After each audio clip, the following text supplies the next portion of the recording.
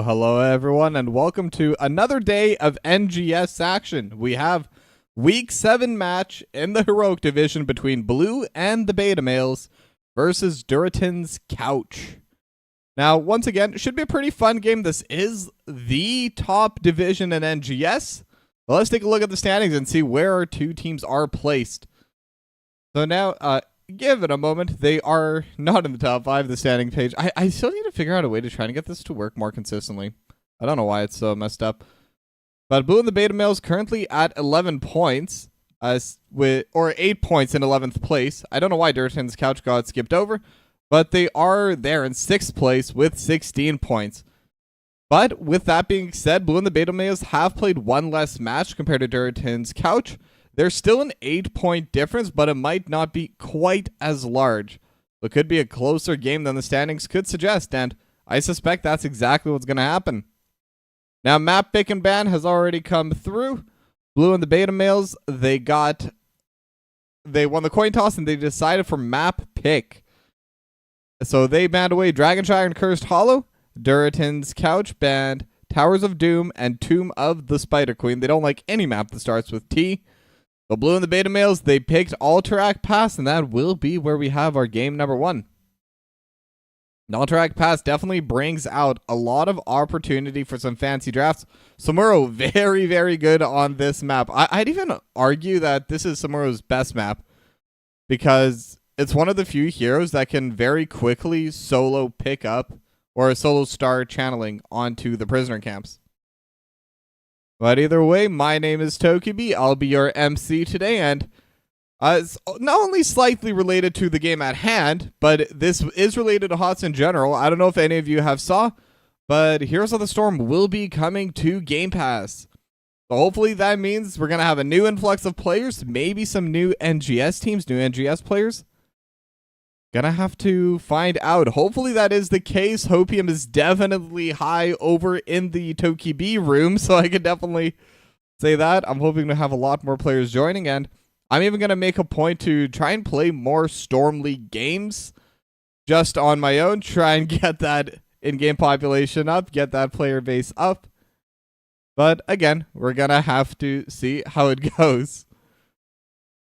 But yeah, I'm really hoping. There's been so many signs that Blizzard wants to help bring Heroes of the Storm back, and I would love it if it became a big thing again, because I do not have enough time or energy to play Dota 2 again, and League of Legends is just such a bad game that it's like I don't want to be anywhere near that. But Heroes of the Storm, I love the game, and for NGS, I love the community, so I'm really excited for that as well. It's apparently still only on PC. I'd be really surprised if they ever add Heroes of the Storm 2. It is going to be only on PC. It's not going to be going to console. I mean, I have no idea how anyone would ever play Samuro or Vikings on on like a Joy-Con or something, or whatever consoles people play. I haven't ever owned a console, I'll be completely honest with y'all. I had a Wii for a bit, that's it. But yeah, it will be on PC. I believe they're giving 30 heroes for free, just unlocked permanently on your account. I'm not sure which 30 heroes those are, but I do know that the game Lost Vikings, I believe, is also going to be coming up. So there's a couple of Blizzard things going through. So we will have to see how it goes. But I'm really excited for this. I'm really excited for the prospect of this, especially. If we can get more and more players joining into the game, like, that would be awesome. Trigger buttons for controlling each one? Yeah.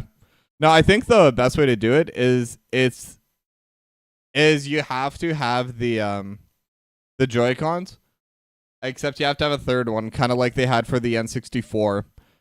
And you have to connect all 3 of them, each one controlling a different hero. I think that'd be the only fair and fun way to do it.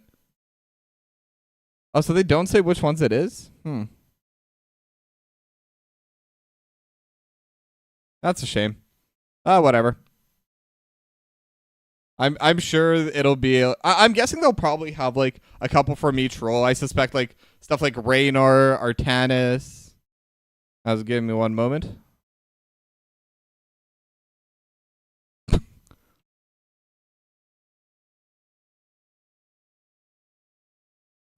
Sorry, one of the players asked for my stream link and someone got it into that chat before me. I don't know why, but I find that really funny. But either way, we have all 10 players in the lobby, by the way, just to kind of keep y'all in the loop. Those should be starting shortly. So the game should be getting started soon. I don't even remember the last time I did a heroic match. I think it was on Friday? On the weekend? Definitely been a bit too long. I love the heroic division. I'm not supposed to be biased between divisions, but I mean, I think everyone loves watching these higher up divisions. Okay, but the ready check has happened. Both teams are ready, so we should be heading in to game number 1, and we will be going over to Alterac Pass. That seems the way we got ready, but did not go in. But yeah, I'm not sure which of these two teams is going to come on top. I'm not sure what the drafts are going to look like today either. I haven't really had time to do a lot of research. I mean, I do work full time. I'm in the middle of a move. But for playoffs, I'm definitely going to make a point to try and really research the teams that I'll be casting, just because there's a lot less games to cast to begin with. I think it's going to be between, it's going to go down from me casting like 8 to 10 games a week down to like 4 or 5 at most, so should be fun. But now we are finally heading properly into draft.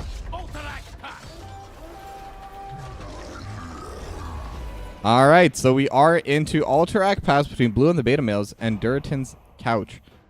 So the fun parts about this map is it's very tall, it's very large, so globals are definitely going to be powerful. They're definitely going to be high priority for both of these two teams. Stuff like the Falstad, the Dahaka especially, should definitely be high priority. I mean, usually is anyway. But especially on a map like this. But one little difference is I think split push works pretty well on this map too. So something like the Samuro that's able to send clones to kind of take the camps, I think could also be a pretty high priority. As I should get this prediction going. There we go. Pretty much perfect time. I guess I can call that perfect time. But it's actually going to be the Anubrak banned first by Durotan's Couch and Hogger banned by Blue and the Beta Males. I mean, Anubrak is just a really solid tank right now. I think especially with Johanna getting nerfed just a little bit more, kind of made it a little bit harder to be that that brick wall that you can't really get past that's able to just control zones. So hard engage has definitely become more important, more valuable. And I don't think there is a better engaged tank in the game besides Anubrak. As Stitch is going to be the second ban from Durotan's Couch. Just targeting onto those tanks, just trying to get rid of those beefcakes out of the game. And now Blue and the Beta Males, we are going to be waiting for their final ban here. And I'm wondering if they want to keep going towards the offlane, because I think Dahaka could be a very solid ban here. They don't have first pick, and it's definitely something that's contested. Junkrat as well could be good. But they are going to get rid of Joanna as well. There's just going to be less and less tanks available as we get on. And because of the pinch towards tanks, I wouldn't be surprised if both these two teams pick it kind of in the first phase of bans. I mean, Durotan's Couch gets 3 picks before the next ban. But it is going to be Blaze locked in first, so not going to go for the Dahaka. We'll have that pretty solid offlane as well. Going to be able to push lanes out super quickly. Going to be super powerful in the team fights as well. Huge engage potential with the jet propulsion and the oil slick just being super annoying. But that does leave Dahaka open, Leoric open, if they want to play down that route in the offlane. Samuro, like, I don't know why I'm pushing towards Samuro. I don't even know if either of these two teams play it. But I don't know. It's just so much fun watching that hero run around. I don't like playing into it, but from this perspective, casting it, it's a lot of fun. But Diablo and Rhaegar are going to get locked in for DH McGiblets and Kal-El. Going to be locking in the Rhaegar. So that's going to be the solid frontline healer combination, as Goliath is going to lock in the Greymane. And the final pick going to be ETC for Captain Wedge. Okay, so both tanks are locked in. So we're definitely going to be seeing bans going out towards other roles now. Durotan's Couch still needs a healer, still has a flex position open. And looking at their team comp, they have pretty solid AoE, pretty solid dive. So I'm actually wondering if they could consider getting rid of something like Stukov, maybe even a Maiev. Again, I don't know if Durotan's Couch plays it. But instead, they're going to try and ban away the more safer option, Anduin. Though Anduin could also definitely help with these engages. Blaze with a Light Bomb, ETC with Light Bomb, or even Greymane, if going down that Worgen build, can engage with the Light Bomb. So actually, yeah, the more I think about it, Anduin's a really solid ban there. And that's why Blue and the Beta Males are the ones banning and not me. But Durotan's Couch, I think they're going to have a harder time picking something to ban. They're just going to go with the Vala, which, again, is a pretty generic pick. And that's just because with Diablo and Rhaegar, you're not really showing your draft identity. You're not really showing what strategy you're going for. It's just a solid engaged tank and just a solid all-round healer. I mean, Rhaegar, it's kind of good in most situations. But now Eternal Blue is going to lock in the Junkrat. So that's definitely going to help contesting onto these points. And Hippo going to play the Chen. Now that's a pretty interesting pick to me. Now this is going to be matching against Blaze, and I don't think either of them can really push each other off. I don't think Chen has enough damage to out DPS the heal Blaze has, and vice versa for the shielding that Chen has. So these are just going to be two heroes kind of going back and forth with the push. I believe Blaze has the stronger push, but Chen may have the stronger team fight later on, especially the zoning. As Deathwing going to get locked in for I Just Fizzed, and Tyrande going to get locked in for Yonners. So this is a very beefy frontline for Durotan's Couch. And I'm kind of wondering if this is going to be the Worgen build for Greymane. Because I think without the Worgen build, they will be lacking a little bit of damage. And they will have that extra safety just from this massive frontline. But I think Blue and the Beta Males, they need a true DPS here. Otherwise, they're going to struggle. And it is going to be the Sergeant Hammer. Okay, so they do have that true DPS. And most importantly, they don't really have anyone that can jump on the backline on the side of Durotan's Couch. They have a lot of beefcakes, but they're all very short ranged. So this Sergeant Hammer, I commonly refer to it as a draft breaker, and it very well may have been again this time. I do feel a little bit bad for Durotan's Couch. It's going to be a little bit of a difficult game to play, but I also believe in them. Let's get a close game, and let's get a final start to game number 1.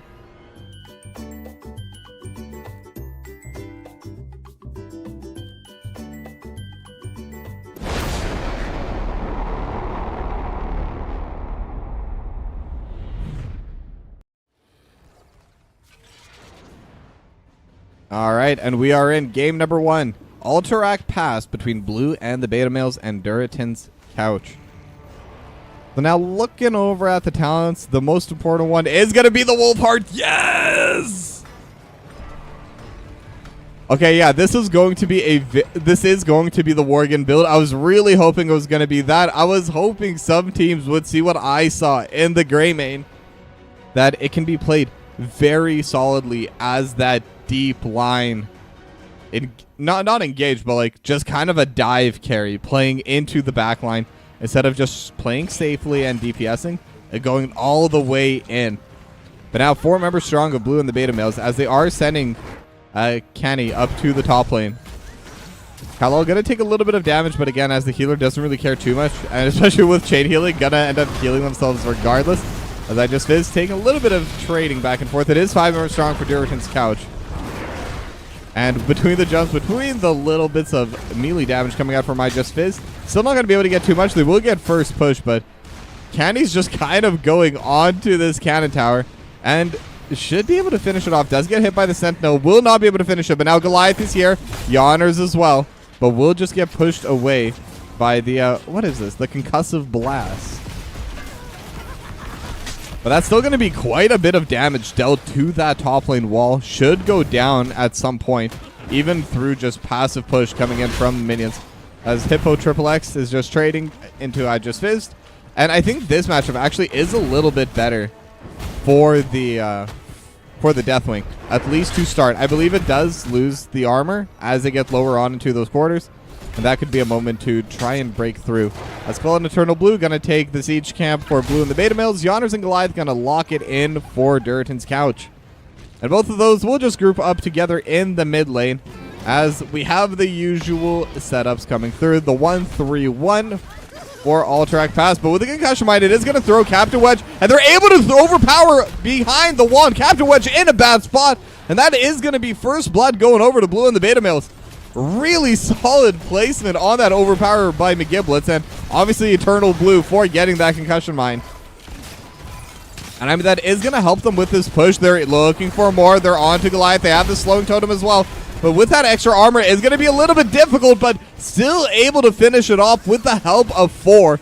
Blue and the Beta Males off to a 2-0 start. They already have the siege camp pushing in through the mid lane. But now Captain Wedge looking for DH McGiblets. But Yonders is the one that's going to get shadow charged into the wall. Overpower as well, but not enough damage. Wildcard is here to back Yonders up as a Concussion Mine just pushing the healer away. I just Fizz coming in from the side, but the play is already over.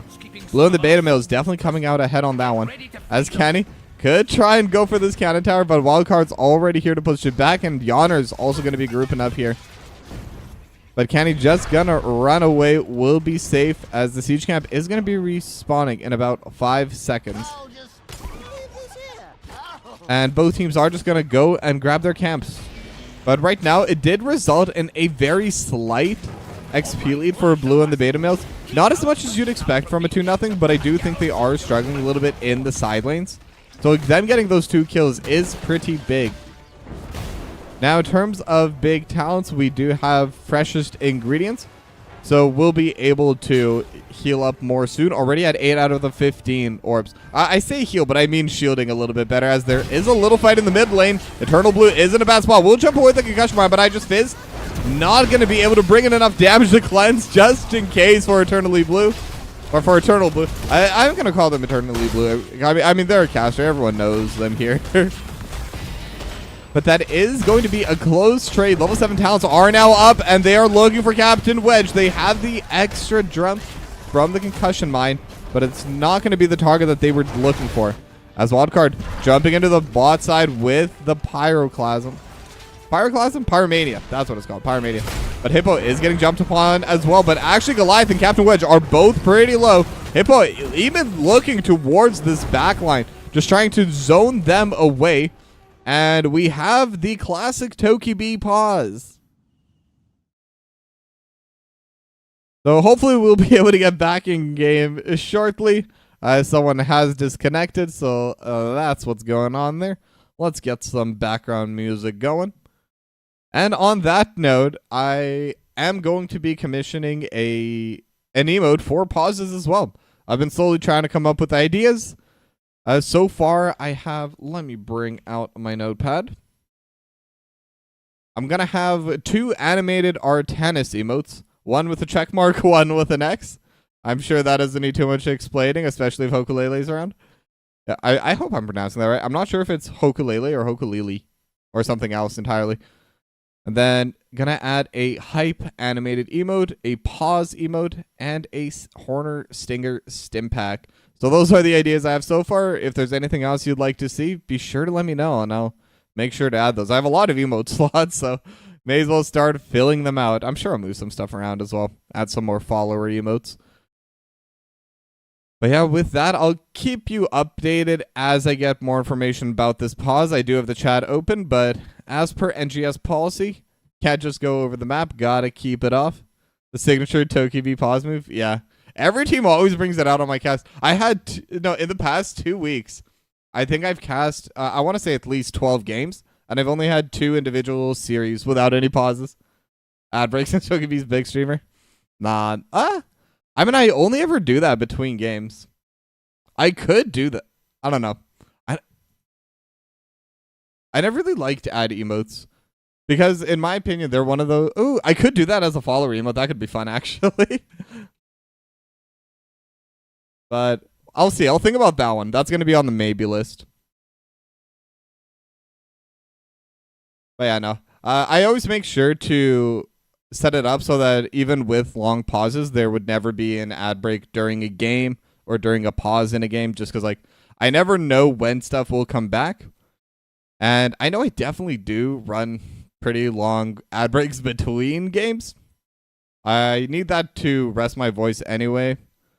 So I want to make sure that the games themselves are going to be safe. No matter what, I want to keep the games themselves pure. Even when I take sponsors, I never put anything in there. So if you see one there, that means it is worth it. But either way, looks like the pause break should be ending shortly. The D-Seed member is back in the game. And we are also going to be joining them back in the game. Whoops. I instinctively turned chat off, but I already did that. But now, both prisoner camps are available. Neither team's really pushing forward quite yet. But there is a pretty solid push coming out of the top side by Durotan's couch. And now, Hippo Triple X looking onto these three members. And that just goes to show how tanky Chen is, just confidently jumping in as Goliath. Starting to get a little bit low, but with Yonners, shouldn't be feeling too much pressure, especially with no DPSs coming through. And now Hippo Triple X and McGiblet's going to be able to just defend into it. But that was still a pretty solid push coming out from Durotan's couch. They don't lose anything from it, and they do take down most of this top lane wall. Now McGiblet's going to get hit by the Lunar Flare. I just fizzed, trying to deal even more damage. What are these abilities? Incinerate. I still don't know how Deathwing works. I really need to get this hero just so I learn the abilities and how the builds work. But Yonners is going to start channeling, and the camp has been started. Triple X going to be fighting into Goliath over in the top lane. As now Beta and the blue and the beta males need to try and retake. They have the concussion mine, but it is just going to throw Captain Wedge away. I just think it's going to be able to heal back to full. And the concussion mine is splitting up the fight, so now they can finally break one of the armor blocks. But Kal-El is starting to get low. McGiblet's looking for the aggressive play. 3 seconds left, though, and they should be able to just finish this off. I just fizzed. Might go down, but with the Cataclysm able to jump away in time, will be safe as the first set of cavalry is going to be coming through now for blue and the beta males. They do lose their mid lane wall fort and their bot lane wall fort, as you kind of left a Sergeant Hammer alone in the bot lane. So it's really going to come down to how much can they get with this set of cavalry. They need to reply more than what they lost. The level 10s are going to be coming out from both teams now. Durotan's couch just dinging over mid-sentence, as they have already crashed the cavalry over to the mid lane. It is just going to be McGiblets and Kal-El defending onto this. So I do believe they can get pretty good value onto this wall. Captain Wedge gonna be hit into the wall. Starfall gonna get used as well by Yonners. But now this wall should get cleared away soon. Riptire just to help clear the wave. And a couple more hits and they will finish that off. So they do lose their mid lane wall. Bot lane not even gonna lose the entire wall. And I Just Fizz should be able to finish off the wall, but now they have the fear, and Hippo Triple X going to be in a bad spot, but Wandering Keg, good ability, gets you out of any sticky situation, as now Captain Wedge could be in a bad spot. They have so many abilities, so many stuns coming through, Lightning Breath over top as well, and Yonners will also get finished off by that in the back lane. So that is going to be a 2-0 in favor of blue and the beta males. However, Durotan's couch did get a pretty solid push there. But now there is going to be time for blue and the beta males to try and get a response. I Just Fizz going to get spotted out here as the top lane boss is getting started. And Candy just doing Sergeant Hammer things, being an absolute pain in the off lane.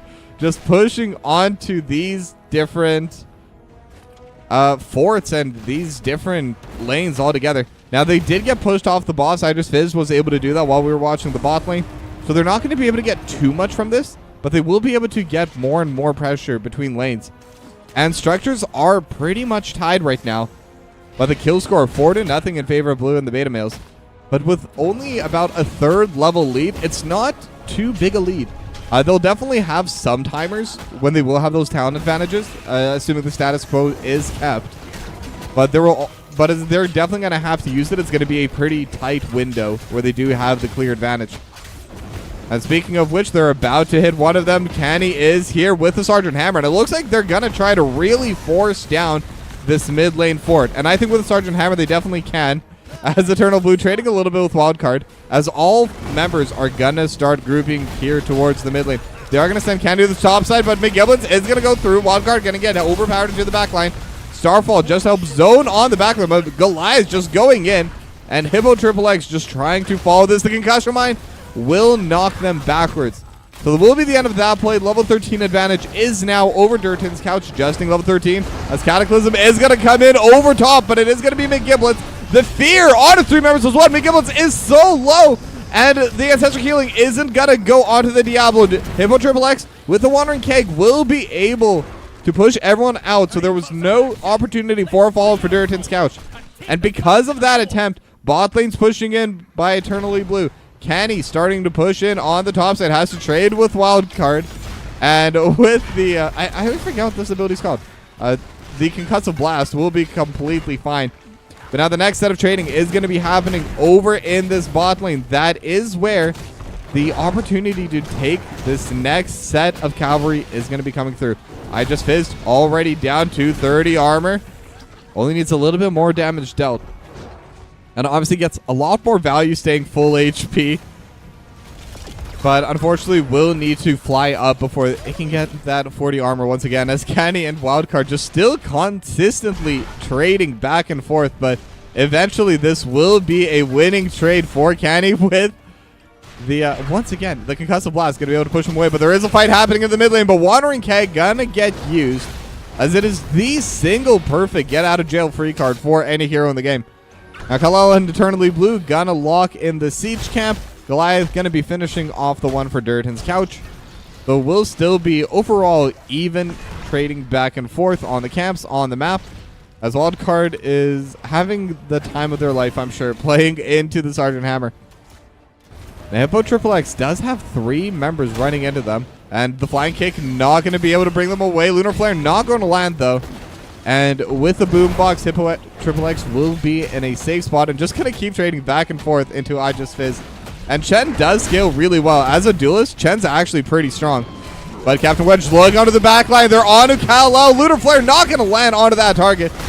As now they're all here. I Just Fizz looking for an angle as well. They're trying to jump onto Kal-El. Goliath is going to start getting hit back into the wall, and the Concussive Mind going to pull them even further. Goliath going to get stunned into the wall, and that's the carry down for Durotan's Hammer. Really solid play coming in from Hippo Triple X, just being so obnoxious on that Chen. That Wandering Keg is such a good ability, but they're not done yet. Yawner's going to get stunned backwards, but is able to create enough distance to be able to jump away, but that is going to be the prisoner camp channeled by Blue and the Beta Males. Now they just have to hold it for 30 more seconds. And they also just dinged level 16. So they're going to be in a good spot. They're going to have a good chance of being able to hold it. And now Goliath will be back up now, but still needs some time to get there. They could try and do a last second push, and it looks like that's the idea. They're slowly trying to make their way in. Wildcard coming in from the side. Kenny getting jumped upon by Captain Wedge, but that does put Captain Wedge out of the fight for now. Hippo Triple X is on the back line as well, jumping onto Goliath as the Lightning Breath is just pushing everyone off, and they will finish off the camp. Now, how is the team fight going to go? Captain Wedge with the face maul trying to keep people off the fight. Star Call as well, but Captain Wedge gets jumped back in, but that's just going to work in favor of Durotan's couch. They're able to get one, and now the team fight is continuing. McGiblets looking for Yawners, but McGiblet's on the wrong side of the map now, as every member of Durotan's couch is hitting onto this Diablo. Now Kenny will siege up, will be in a good spot. They are all pretty low, and they do have a lot of damage coming in. Eternally Blue's coming in as well, and with the Ancestral Heal, they're able to get one for now. How much more can they get? Yawner's going to jump away, but Wildcard going to follow? Yes, Wildcard will follow, as the grenades were kind of skipping over for a little bit, so I did get a little bit concerned for Blue and the Beta Males. But that will be an eventual 2-for-1 trade for Blue and the Beta Males, and they have the push in every lane. And while the team fight's going on, no one is pushing away these cavalry. They're already shoving in the mid lane. They're already shoving in the bot lane. They already got the fort in mid finished off and in top lane, and now the keep is also going to go down in the mid lane. This is going to be a very valuable push coming in from Blue and the Beta Males, and this is a great spot to be in. They still have some HP left on the cavalry in the mid lane, and they actually have a pretty solid wave with it.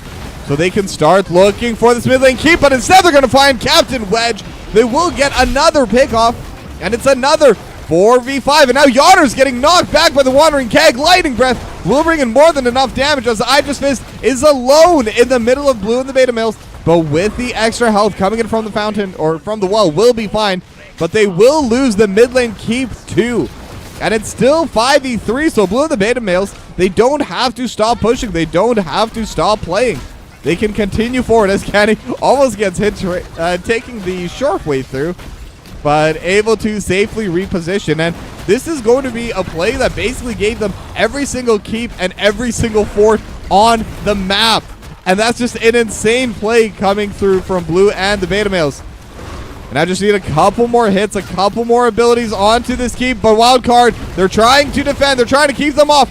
Wildcard still playing. DHB Giblet's going to be in a bad spot with the Shadow Charge. Able to get away. And Ancestral Healing just in time. Sage Dive onto the backline. And with the bunker, and they're able to dodge out on the Watering Keg. Not going to be repositioned that way. And they will be able to hold on to their top lane keep. Just walk very slowly next to it because it is only at 749 HP. But even though they were able to win out on that last little detail where they were able to bring or to keep that keep alive, that's still a massive victory for Blue and the Beta Males. That's a massive objective to take. And now it looks like they're baiting for the boss, Durotan's couch. They know they can't let that boss go. But Captain Wedge with the boombox with the face melt will be able to see it. And now they are walking forward. Wildcard just trying to build space, and Jet Propulsion will land on a Hippo. And Hippo's in a bad spot. Will get burst down by Durotan's couch. And now they can start trading back. They can take the boss themselves. Because without that Chen, it is definitely much harder for them to contest onto any of this. They will have Eternal Blue pushing in the mid lane. They will have the Siege Camp shoving in as well. And the Prisoner Camps will be back up shortly. Level 20s, though, are now up for Blue and the Beta Males. But luckily, because it's 4v5, Durotan's couch will have some time to push out their lanes, soak up a bit more XP. And with the help of this boss, they should, at the very least, get this fort. And maybe even a little bit more. Now, the bottom boss is also getting hit by Blue and the Beta Males. So this will be a trade. This will not be a clean victory for Durotan's couch. But getting that pick off and being especially given time to get that level 20. I think that's the biggest part of this victory for them. Of that trade, anyway. But now the boss has started, and at the same time, the prisoner camp has started getting channeled. It is only going to get at least 10 seconds for now, but still growing. Captain Wood just trying to buy a little bit more time, but now Blue and the Beta Males. I don't know why I can't say that name. They're in a really good spot down here as the bunker coming through a little bit early, just helping to clear the wave as Canny trying to get closer, and Wildcard just trying to slow down specifically this Sergeant Hammer. But now they're going for it. They're aiming for the core, but the Cataclysm going to buy some space. I just fizzed in the backline, and now the Stage Dive as well. Eternal Blue in a bad spot. Will get pushed down, and the Ancestor Healing is not out in time. And now they have been able to slow them so far, but the Lightning Breath dealing a lot of damage, zoning everyone away. But the boss is going to go down, and so is Wildcard. As Captain Wedge gets hit into the wall. I just finished starting at pretty low as well, but they're both able to back away for now. There are big waves pushing in. The Apocalypse coming through as well. Or sorry, not the Apocalypse, the Teleport. And the Ancestral Healing is going to reach onto McGiblets, and they're on the core. There's no one there to push them away. Canny's just free hitting onto it. Goliath trying to DPS, but it won't be enough. Blue and the Beta Males, they take game number 1.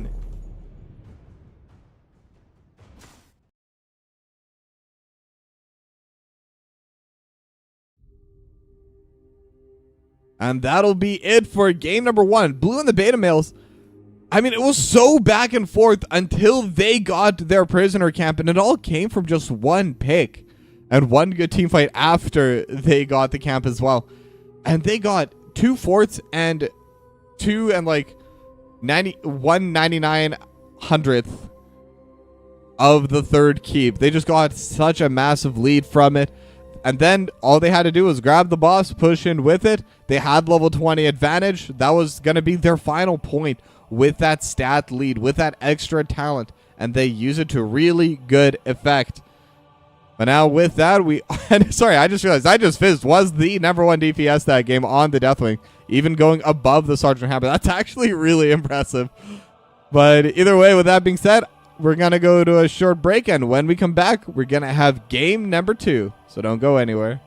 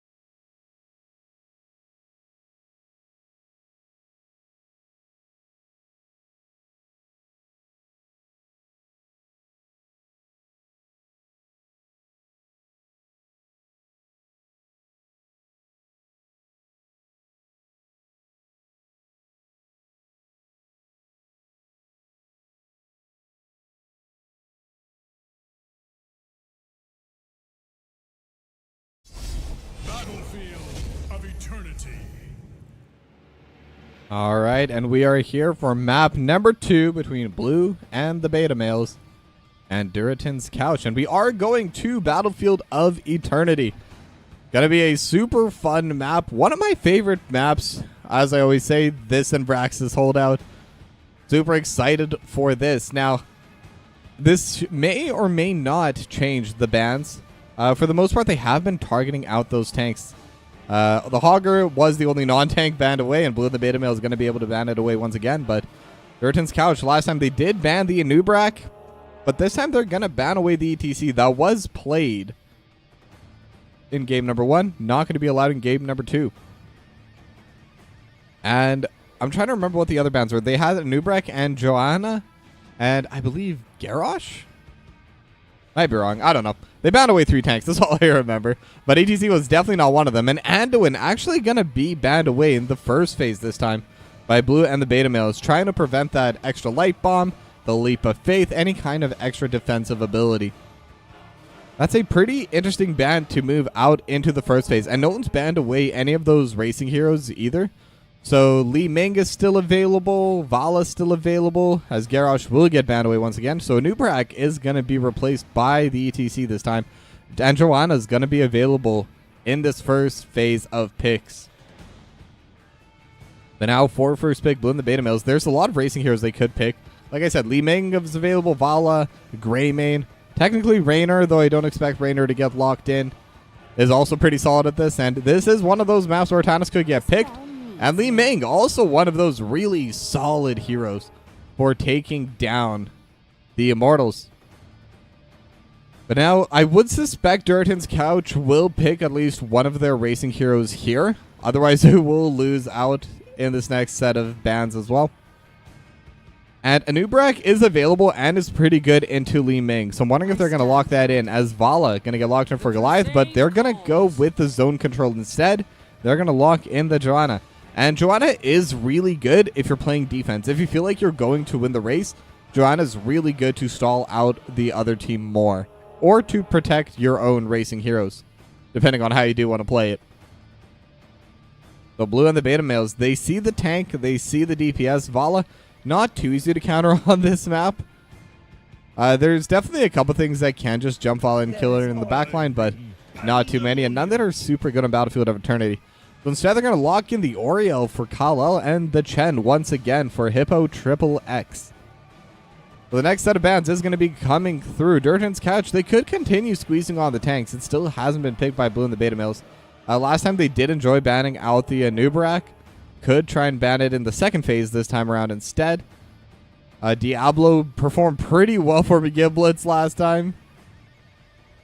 But they are just going to settle with the Anubrak. Not going to let that through even further. Now, Blue and the Beta Males, what can they ban away? There are still healers available. Last time, the healer was picked up a little bit earlier for Durotan's Couch, and could start pushing in further in that regard. The other opportunity they could present, could try getting rid of some more of those DPSs. Chromie is available. I think could be decent here as well. But I said they're going to ban away the Brightwing. And I think that does make a lot of sense. Li Ming's going to be dealing a lot of magic damage. So having that free spell armor that can be put onto anyone would be very strong for Durotan's Couch. Would definitely lower the overall teamfight DPS. Especially since Li Ming primarily can only hit the frontline target. But it is going to be Rhaegar and Leoric coming in for Durotan's Couch. So unfortunately, Hoku doesn't seem like there will be an Artanis unless they do try to do a DPS one, so I can continue baiting you further. And I have seen that before. I have seen a 4-core Artanis locked in. But I don't know if this is going to be the map or I don't know if this is going to be the team comps that kind of rely on that. Hanzo's going to lock in Eternal Blue, and Dahaka going to get locked in for DH McGiblets. So now that we're on the smaller map, Dahaka is finally going to be able to come out and play, going to come out and prowl. Definitely not worth the ban this time around, I think, because it is a smaller map, but it is also still one of those really powerful offlaners, especially with the drag. If they're able to land it onto Yonner's on Goliath, it could definitely cause a kill. As I just fizzed with the final pick, going to lock in the Thrall. Now, this is looking more and more like a protect the Vala and then team fight composition, because they have so many strong team fighters on that team. But once again, Durotan's Couch, 2 games in a row, kind of going with the single DPS strat on Goliath. Like, Thrall this time will definitely deal more damage than they had last time. Although, as I say that, the Deathwing was the #1 DPS last game. But either way, going to be a fun game, as it is going to be a main tank Chen as we head into game number 2.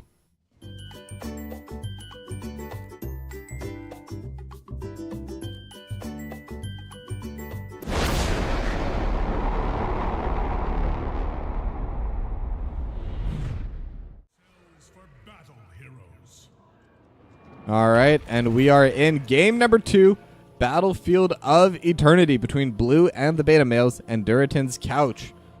Blue and the Beta Males currently holding a 1-0 lead here. So Durotan's Couch, they need to win this if they don't want to get dominated and if they want to get those extra juicy points, as we are now in the latter half of the season. So I'm going to have to brush up on my playoff rules, see who's going to be able to make it, who gets put what where, and what placements really matter. But it is going to be McGiblet's actually in the bot lane and not Hippo XXX. Is this a main tank Dehaka kind of strat? I mean, that's what it seems like over in this bot lane, as they are jumping onto McGiblet's immediately. Will be able to get that route, but I mean, I'm not sure how this bot lane is going to be played for Blue and the Beta Males, and I'm wondering if they're just planning on holding this lane.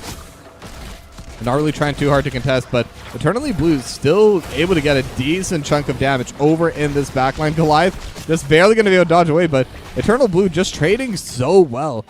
And I really like the spacing and the timing used by Eternal Blue for those trades onto Goliath. Because overall, Goliath will win in a straight DPS match, but if Eternal Blue just gets a quick burst and backs away and Goliath cannot safely trade further, that will always be the victory going towards the Hanzo. So really well positioned so far. But speaking a little bit about the talents, since we are just kind of trading back and forth here in the bot lane, it is going to be Scattershot build coming in from Eternal Blue with Simple Geometry, and Creed of the Hunter from Goliath. But the Siege Camp is going to get finished off by Blue and the Beta Males, and they're actually getting a lot of value with these trades so far. Getting a lot of damage through push as Hippo XXX going up to the top side as McGiblets and Hippo going to fight for the Siege Camp as well. Wildcard is standing on the point trying to tank, but Hippo just chugging away at that casket. Candy's also going to be here, and with the Arcane Orb, will be able to deal so much damage. Wildcard will go down. Candy looking for Aegis Fizz, but will be able to dodge away. Detainment Strike, though, will get the kill, and it is going to be a 2-for-1 trade. And Blue and the Beta Males are also going to be able to take the top lane Siege Camp as well. So really interesting play coming out from them. The quote-unquote main tank Dehaka going to brush Stalker as soon as they get the bot lane camp and try and shove out the top lane instead. Now, XXX did go down there, but again, I think it was worth it for the trade. They were able to hold on to their camp. They're going to be able to get that extra kill as well, because it forces Durotan's Couch to stand on that point even longer. As now both sides should be starting their bruiser camps now. Goliath and Yonners working on their own, while Eternal Blue and Kalel going to be working on the one for Blue and the Beta Males. Sonic Hero will spot out Captain Wedge. They know they're around, as Captain Wedge is currently just trying to build a little bit of time. Wildcard going to get poked down pretty hard in this top lane, but will be fine overall. It is a Leoric. Will be forced to Hearth, as that does allow Candy to get a little bit of extra damage to these walls. But now both sides have finished off their bruiser camp, and now the Immortals have spawned. It is level 5, so no level 7 talent yet, as now they are looking for the trade. Kalel could be in a bad spot. Yonner's trying to chase him down, but now they're kind of caught in a pinch if they continue moving forward. McGiblets looking for the front line. Will land the drag, but gonna be prevented by the Wraithwalk from Wildcard. And I haven't actually brought this up because I haven't even thought about it myself, but it is Creed of the Hunter. So it's not going to be that racing ball. It's still going to be good at his Hippo, taking a lot of damage. And we'll slowly get DPS down. Goliath just DPSing onto McGiblets. Just autos coming through. Vault has been thrown, and the drag only going to land on a wild card. And McGiblets will be the first to go down. And now the trade there continuing. Detainment strike not going to land. Kenny looking for the damage in the backline, but will just get zoned away. Iron Skin does get popped by Captain Wedge, but not going to be able to block any damage with it. Was used a little bit too late as Hippo jumping on a Captain Wedge will have that extra breath coming through. And Wildcard and the Durotan, sorry, I forget their name, going to go down to that place. That's another 2-0 for Blue and the Beta Males. But halftime is going to be their first by 44 HP in favor of Durotan's Couch. Now, they have been able to push away the bot lane. Level 7 is now up for Blue and the Beta Males, but Kal-El is getting jumped upon, and that will be their healer gone. But it is also a lot of DPS already dealt to the Immortals. 600 HP left. I don't think they'll be able to prevent him. McGiblet's even just going to run in, get the last little bit of damage. Goes into stasis. Can they finish it off? The drag does come through. But now Wildcard in a bad spot will be forced to jump away. But Hippo will have the flying kick. As now Yawner's and I Just Fizz both starting to get pretty low. Hippo continuing to play forward. McGiblet's also here and just running them down. Yawner's going to go down. I Just Fizz going to go down. And Captain Wedge will follow. And it's a 4-0 fight.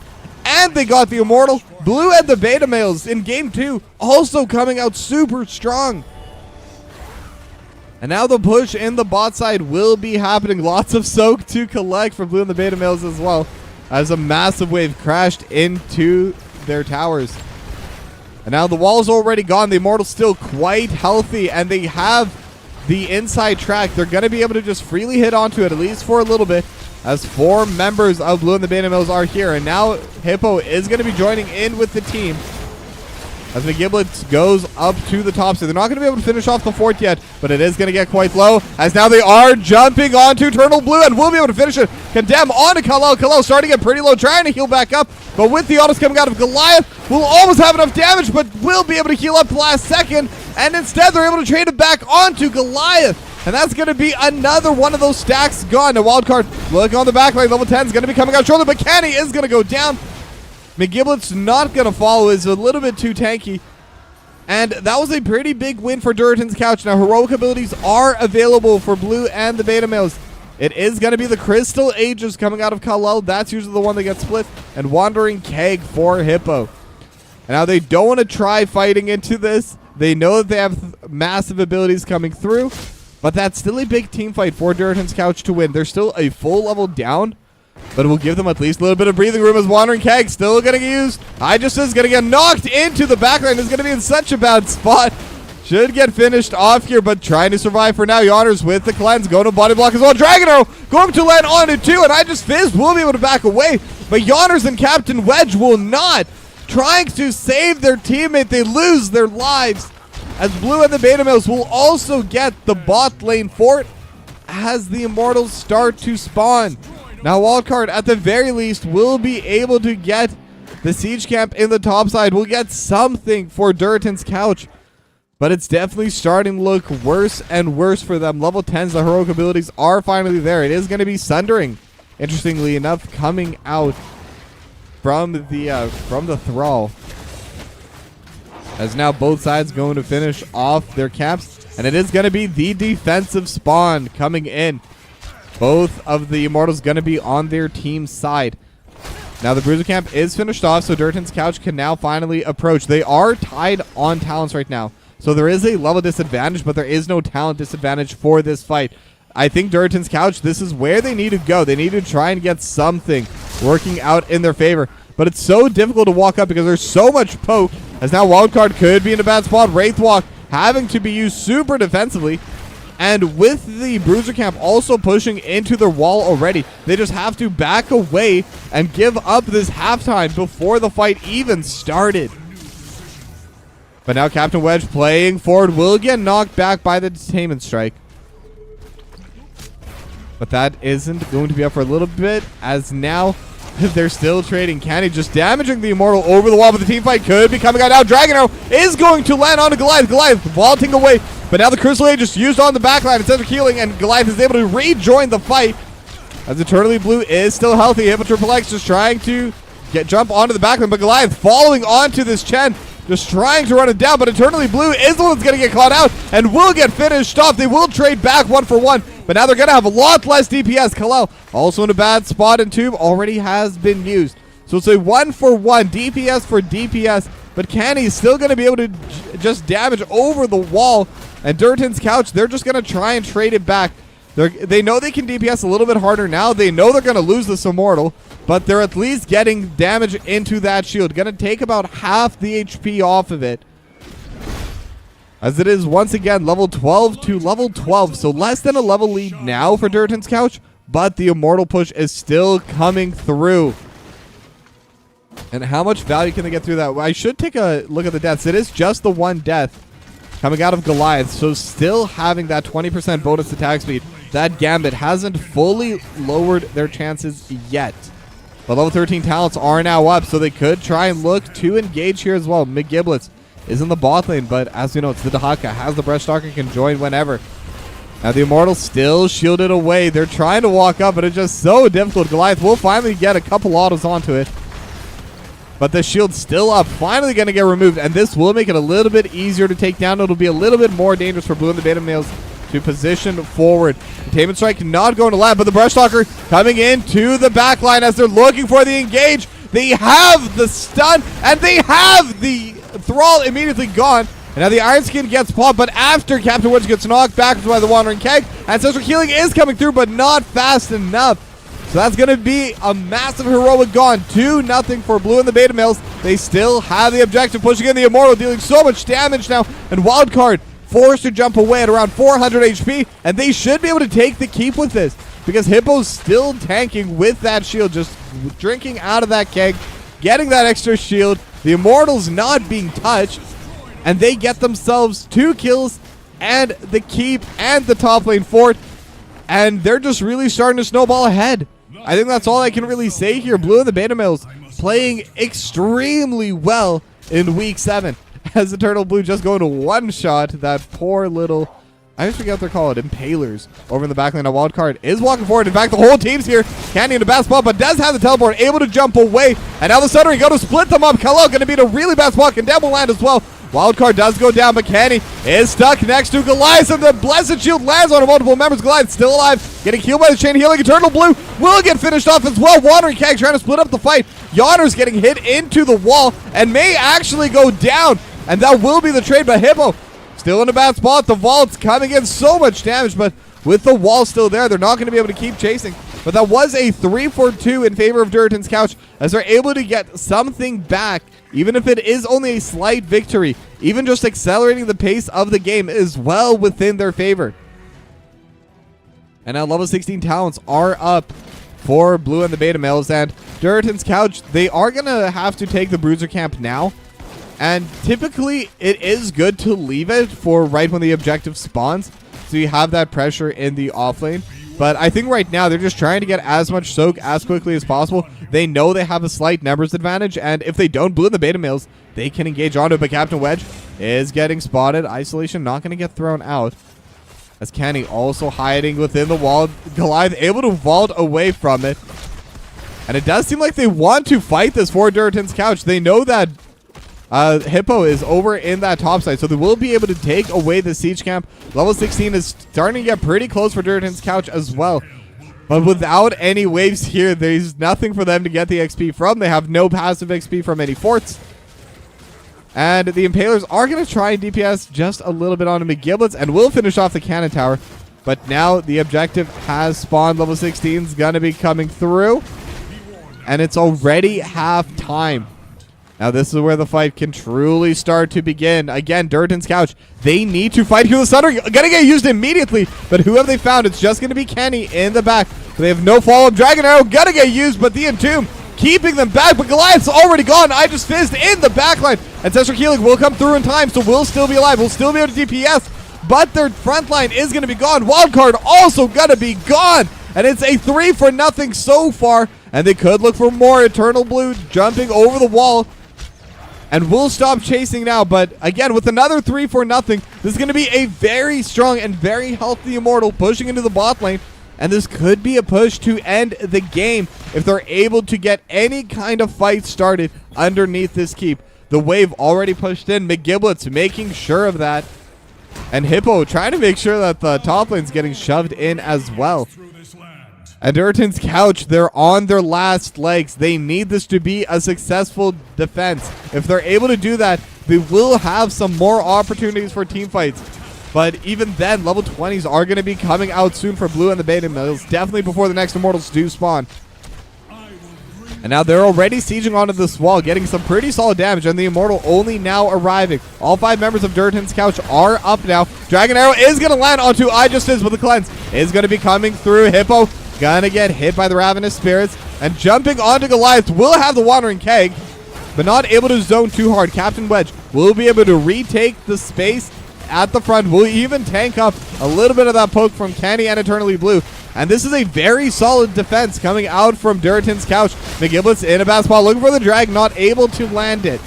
As the Condemned just pulling Kal-El back, and it will be the keep going, but they did lose any team fight afterwards. They're not gonna be threatened for the game, as Kenny might be in a little bit of a bad spot. They are looking for that angle play. Wildcard gonna spot out Kenny, but with the Entomb, the teleport is up again. Such a short cooldown, and that's gonna be a massive trade of abilities. Without the Entomb, the team fights get so much harder. As a Breath Stalker coming in from the back line, McGiblets gonna be here. The team fight will start breaking up now. The drag not gonna land, and McGiblets could be in a bad spot. Doesn't get hit by the Rain of Vengeance, and will get finished off. I just fizzed, healed by the Ancestral healing. Now Wildcard just trying to DPS on the backline. Wandering Keg throws Wildcard into the wall, but Eternally Blue gets hit by the Condemned, and so much damage. Blessed Shield as well. They're able to get one more for the trade, and now they will be able to start pushing onto this wall, and could even look towards this fort, but it will be difficult because they do need to send someone back. There is a wave shoving in, but they will be able to take this siege camp,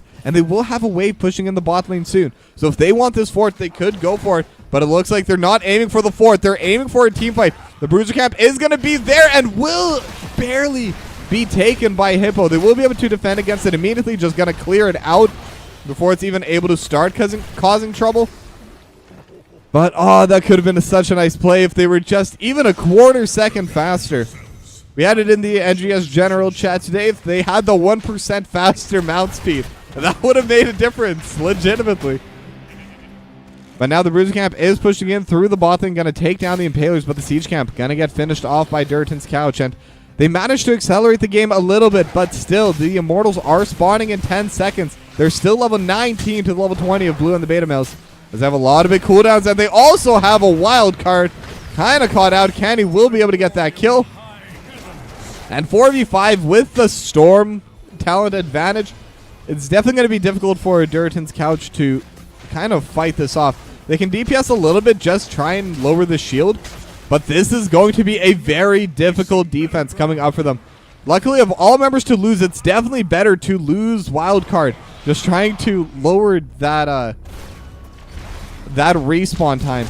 But right now, instead, Durotan's Couch just going to try and get the push. And it looks like they want to try fighting before level 20. They're on to Hippo. They're trading back and forth. The Arcane Orb will still deal damage to the Immortal. 4,500 HP left. Level 20 still not going to be coming out anytime soon, but the structures are going to be down. Wildcard is going to be back up.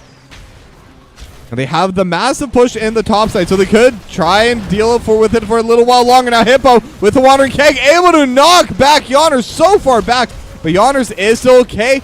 Captain Wedge gonna get hit by the Dragon Arrow, but it is the tank. Blessed Shield does land on it too, but they're looking with the Sundering for Kenny, but again with the teleport, able to get away. The Isolation used on the wildcard. McGiblets in the backline will be able to take down Goliath. They're able to take down the healer. Yonners will follow, trying to jump away, and is pretty fast. But Kenny not going to be able to land the last couple of hits, but they will be able to take down Wildcard in the meanwhile. It's a 3-0. They have a very high HP Immortal, and now Eternal Blue looking for Aegis Fizz. Not going to be able to find it quite yet, but I don't think it matters. I don't think Durotan's Couch can defend against this, as Yonners finally going to go down. They will be able to catch up to the Rhaegar, and this will be a 2-0 domination for Blue and the Beta Males. What an amazing showing from them in week number 7 of the Heroic Division.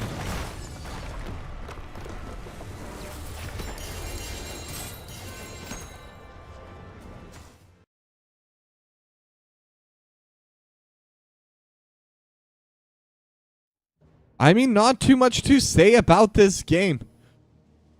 Canny and Eternal Blue just able to deal so much damage. Hippo able to provide so much space. It's a very interesting team composition because they don't have any, so to speak, true tank on this team comp. Chen for Hippo and the Dahaka for McGiblets kind of filling in that role whenever needed. But massive victory, very well played by Blue and the Beta Males as they do get that domination. Now I'm going to try and get one of them interviews set up, so give me one moment as I look for that.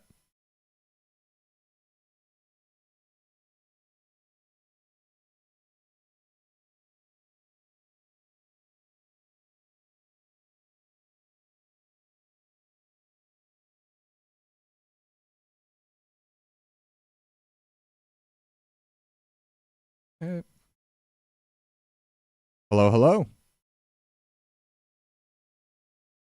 It's a good word. Not much. I am joined here by Eternally Blue. And congratulations on your 2-0 domination over Durotan's couch. How does it feel? It feels good, man. We've been getting our ass clapped the last few weeks, so feels good to return the favor to somebody. Yeah, and I mean, this was one of those teams that not super, super high up on the list, but still in the top half of the Heroic Division, and neither of those two games really looked close. So what was it that was different this time around? We kind of embraced just having fun, and picking heroes that we're gonna enjoy playing no matter what. And if the team comp looks like shit, whatever. And we know that some of their players play particular heroes, and we decided we're just gonna play our game and have fun with it. And I think that really made things go a lot smoother. Communication was great, and everybody just had fun. I mean, we picked main tank to Haka. It's a little out of left field. Yeah, I mean, that one especially really surprised me. I mean, I saw Hippo lock in the Chen, and I was still ready for the Chen to be the main tank, but no, Hippo went immediately to the off lane. But the tank to Haka worked really well. You got a lot of plays in the bot lane, and then that immediate roam to the top lane after getting the bot lane siege camp at level 1 or whatever, early camp, really worked out well. Was that always the plan, or did that just work out? That was complete happenstance. I mean, obviously Dahaka is a global, but it's not like we practiced it. We've liked the concept of main tank Dahaka. We've never run it in NGS. We've barely run it in scrims. But it was just one of those things where it's like, yeah, we could take Diablo here and be fine, or take a Murden, but like, what about something different? What about an Imperius? What about a Dahaka here? And Dahaka is what we ended up landing on. Yeah, that's definitely going to make it harder to draft against you.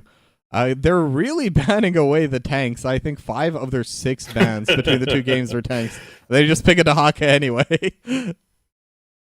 Yeah, it's I mean, these two teams, we really know each other pretty well, and they've been good scrim partners in the past. We run into them in Storm League all the time because we're very similar skill levels. So, banning out the Anubarak and banning out the Stitches on Alterac is probably more targeted than it looks. And for sure, the Garrosh, maybe they don't know Hippo particularly well, but his number one hero is Garrosh by like miles. But we wanted to bring his uncle out tonight. So you get to see some of the Chen. Yeah, I mean, it worked out well. Now, do you think this is something your team will be able to translate into weeks 8 through 12, just with that extra momentum? I think for the most part, yeah. I mean, we've played the unbeatable teams this season, so the rest of the season just looks very competitive. So really looking forward to the last half of the season for sure. All right. Well, my final question to you is, are there any shout outs you'd like to give? Anything you'd like to say to your fans out there? Shout out to the couch for a great series and for being good scrim partners, and just good people to have around the community in general. Obviously, thanks to you for casting 97% of the NGS community. It's been great having a little break from casting myself. Shout out to my team for hanging in there and just being flexible all season. being great people to be around and play with, and it's been a lot of fun to grow with them. And thanks to everybody in chat, Kala, Goss, everybody that came to hang out. So that's all I got. All right. Well, thank you for coming to this interview, and congrats again on your domination. Thank you, sir. Have a good night. You too. Bye-bye. And with that, that will be the end of our stream today. I will be back live again tomorrow with a double header for Division B West and B East, I believe. Or maybe in the other order. But we'll be starting at 6:15 Pacific, 9:15 Eastern for game number 1. B East, Hot Stads versus Frankfurters. And then 8 p.m. Pacific, 11 p.m. Eastern, B West, Bork Side of the Moon versus Roll One Esports. Now, I'm going to be done for the day. There's still a lot of NGS going on, so I'll raid you over to someone. I'll figure out who in a moment. But thanks for watching. Hopefully I'll see you tomorrow, and have a good night.